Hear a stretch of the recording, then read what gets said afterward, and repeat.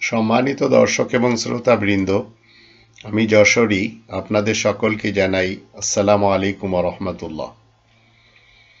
এই কোরআন জান্নাতের বিবরণ নিয়ে যে কথা বলে, যে জান্নাতে যাওয়ার জন্য আপনাকে এই পৃথিবীতে জান্নাত নামের দরকার নেই, কিন্তু সেই জান্নাতে যাওয়ার জন্য জান্নাতের কর্ম করতে হবে।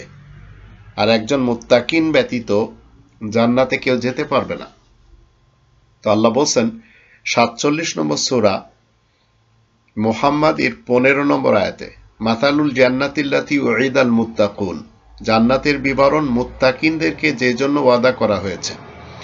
ফিহা আনহারু মিম্মা ইন গায়রি আসিন ওয়া আনহারু মিন লাবানিন লাম ইয়াতাগায়্যার তা'মু ওয়া আনহারু মিন খামরিন লাযযাতিল লিশারিবিন ওয়া আনহারু মিন আসালিন মুসাফফা ওয়া লাহুম ফিহা মিন কুল্লিথ থামারাত ওয়া মাগফিরাতু মির রাব্বিহিম কামান হুয়া খালিদুন ফিন্নার ওয়া সুকু মাআন হামিমান ফাকাত্তাআ আমআআহুম।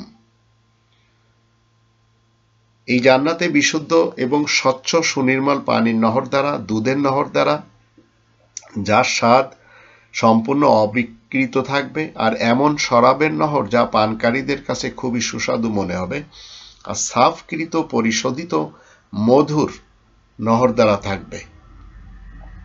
আর তাদের জন্য সেখানে সব রকমের ফলমূল থাকবে, আর থাকবে তাদের রবের পক্ষ থেকে ক্ষমা বিরাজমান। এরা কি তাদের সমান হতে পারে যারা চিরকাল আগুনের মধ্যে থাকতে বাধ্য হবে, আর ফুটন্ত পানি তাদেরকে পান করতে দেওয়া হবে, আর সেই পানি তাদের নাড়ি ভুড়ি টুকরো টুকরো করে ফেলবে?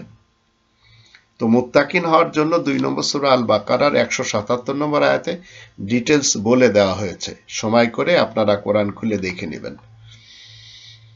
তো একটি মেয়ের নাম যদি জান্নাত হয়, বাবা মা জান্নাত মেয়েটির নাম রেখেছে,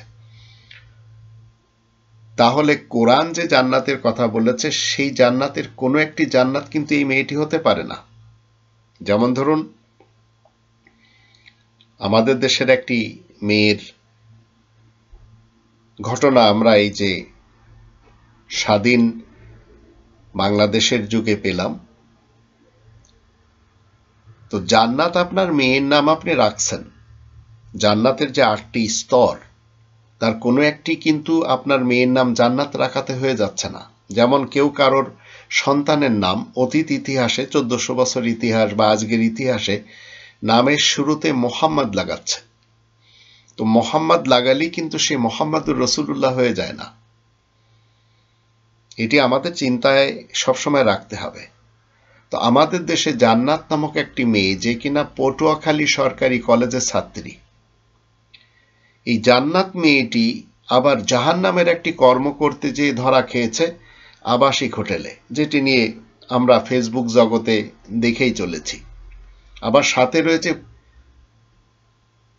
নজরুল ইসলাম নামক একজন পুলিশ সদস্য, যেটি আমাদের দেশের এই মিডিয়া জগতে এখন সবাই জেনেছে। তো কোরআন কিন্তু কখনো বলবে না যে একটি মেয়ের নাম জান্নাত, তাই তাকে ভাবতে হবে যে সে জান্নাত। কোরআন কখনো আমাদেরকে এটিও ভাবতে বলে না একজনের নাম মুহাম্মদ। যেমন সৌদি আরবের আজকে যে প্রধান, উনি ক্রাউন প্রিন্স মোহাম্মদ বিন সালমান। তো মোহাম্মদ বিন সালমান এর অর্থ এই নয় যে মোহাম্মদ বিন সালমান হচ্ছে মোহাম্মদুর রাসূলুল্লাহ। আবার এর অর্থ এও নয় যে মোহাম্মদ বিন সালমান, আজকে 2024 সালেও আমরা দেখতে পাচ্ছি 1400 বছর পূর্বে মোহাম্মদ ইবনে আবদুল্লাহ তার ফ্যামিলির লোকেরা তার নাম রেখেছে, তাই বলে সে মোহাম্মদুর রাসূলুল্লাহ না।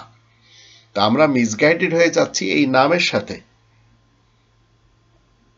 চরমনার পীরকে সাইয়েদ বলা হয়। তো সাইয়েদ মানে আমরা সবাই মনে করি এরা সবাই জান্নাতে যাবে, কোরআন কিন্তু বলছে না। তো একটা মেয়ের নাম জান্নাত হতেই পারে কারণ তার বাবা মা পছন্দ করেছে। তো একটা ছেলের নাম মোহাম্মদ হতেই পারে, তার বাবা মা পছন্দ করেছে। তাই বলে জান্নাত মানে সেই জান্নাত না যে জান্নাত আমরা এই পৃথিবীতে এবং পরকালে পাচ্ছি এবং পাব। মোহাম্মদ মানে মোহাম্মদ ইবনে আবদুল্লাহ মোহাম্মদুর রসুল্লাহ না, মোহাম্মদ বিন সালমান মোহাম্মদুর রসুল্লাহ না, গুলাম আহমদ কাদিয়ানি আহমদুর রসুল না। তো এগুলি মানুষেরা মিসগাইডেড হয়েছে। যেমন আমাদের দেশে অনেক আরবি শব্দ আছে যেগুলির বাংলা অর্থ করা হয় না, যেমন তালাক। তালাক মানে কি? তালাক মানে তালাক। তো তালাকের বাংলা তো একটি শব্দ থাকবে। তালাক মানে হচ্ছে শয়ন কক্ষ থেকে আলাদা করে দেওয়া, আর এর নিয়ম কোরআন বলছে 2 বার, কিন্তু আমরা তালাক মানে তালাক। মোহাম্মদ মানে মোহাম্মদ। তো লা ইলাহা ইল্লাল্লাহ এটি কোরআনে আছে। একই সাথে এই কোরআনে লা ইলাহা ইল্লাল্লাহ মুহাম্মাদুর রাসূলুল্লাহ নেই, যেটি আপনাদের হয়তো শুনতে অবাক লাগছে, কিন্তু এগুলি কখনো ধর্মের যারা স্কলার সেজেছে এরা বলবে না। তো কোরআন আপনাকে পড়তে হবে। কোরআন পড়ে মুত্তাকি হলে আপনি জান্নাত পাবেন। জান্নাত একটা মেয়ের নাম হলেই যে তাকে খুব বেশি সম্মান করতে হবে এবং সে বড় কিছু হয়ে গেছে, বা চরমনার পীর তারা সাইয়েদ, সেই হিসাবে সাইয়েদের কারণে খুব বেশি সম্মান করতে হবে তা না। এই কোরআনের 49 নম্বর সূরা আল হুজুরাতে 13 নম্বর আয়াতে আল্লাহ বলেন কবাইলা লিতাআরাফু। এই গোত্র, খানদান, এই সেক্টর, এগুলি আল্লাহ বলেন এগুলো পরিচয়ের জন্য। একজন চৌধুরী তাই সে অনেক বড় কিছু তা না, এগুলি পরিচয় বহন করে। তো জান্নাত নাম আপনি রাখেন আপনার মেয়ের নাম, কিন্তু মেয়েকে বলবেন যে জান্নাতের কর্ম করা উচিত। এখন জান্নাত নামে এই যে পটুয়াখালীর মেয়েটি কর্মটি কি করলো? জাহান্নামের, সেটি করতে যে ধরা খেলো।